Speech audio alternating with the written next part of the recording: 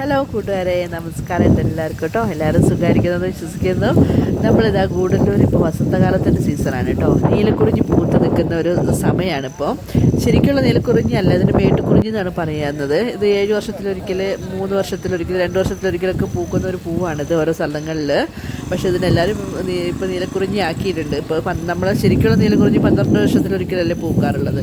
പക്ഷേ ഇത് എന്തായാലും നല്ല ഭംഗിയാണ് കാണാനായിട്ട് കേട്ടോ. ഇത് 2-3 സ്ഥലങ്ങളിലായിട്ട് ഇങ്ങനെ മൈതാനം പോലെ ഇങ്ങനെ വിരിഞ്ഞ് കിടക്കുകയാണ്. അപ്പോൾ ആ ഒരു ബ്ലൂ കളർ അത് കാണാനായിട്ട് നല്ല രസമാണ് കേട്ടോ.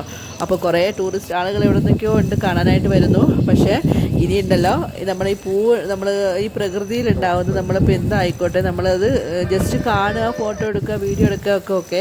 പക്ഷെ നമ്മളത് പോയി അത് പറിച്ച് അതിനെ നശിപ്പിക്കുകയൊക്കെ ചെയ്ത് കഴിഞ്ഞിട്ടുണ്ടെങ്കിൽ ഇപ്പോൾ ഫൈനാണ് കേട്ടോ. ഇപ്പോൾ അതാ 25,000 രൂപ ഫൈന്, 3 വർഷം തടവൊക്കെയാണ്. ഇപ്പോൾ ഈ നീലക്കുറിഞ്ഞി പോയി പറിച്ചിട്ടുണ്ടെങ്കിൽ ഇങ്ങനെ കർശനമായ നടപടികളൊക്കെ ഇപ്പോൾ ഇന്നലെ തൊട്ടിട്ട് പാസ്സാക്കിയിട്ടുണ്ട്.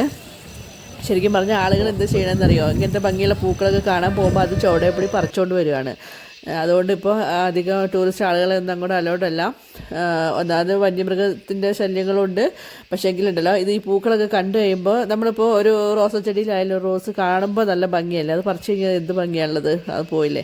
അതുപോലെ തന്നെയാണ് നമ്മൾ പ്രകൃതിയിലുള്ള എന്ത് സംഭവങ്ങൾ നമ്മൾ പോവുക, കാണുക, ഫോട്ടോ എടുക്കുക, വീഡിയോ എടുക്കുക ഒക്കെ ഓക്കെ. പക്ഷേ നമ്മളത് പോയി അതിന് വേറെ എപ്പോഴും പറിച്ചു കൊണ്ടുവന്ന് ചവിട്ടി മെതിച്ച് ഒക്കെ ചെയ്ത് കഴിഞ്ഞിട്ടുണ്ടെങ്കിൽ അത് ഒരു ഇതല്ലേ, അതിന് ജീവനുള്ളൊരു സംഭവമല്ലേ. അപ്പോൾ ഇതൊക്കെ ഒന്ന്